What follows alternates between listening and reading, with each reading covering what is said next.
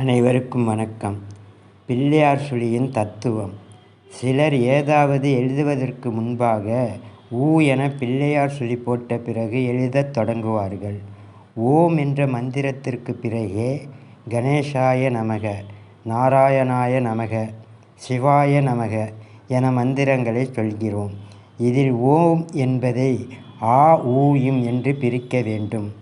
அதாவது ஆ ஊ இம் என்ற எழுத்துக்களை இணைத்தால் ஓம் என்று வரும். ஆ என்பது படைப்பதையும், ஊ என்பது காப்பதையும், இம் என்பது அழிப்பதையும் குறிக்கும். ஆ என்பது முதல் எழுத்து. இது வாழ்வின் ஆரம்பத்தை குறிக்கிறது. ஊ என்பது உயிர் எழுத்துக்களின் வரிசையில் 5வதாக வருகிறது.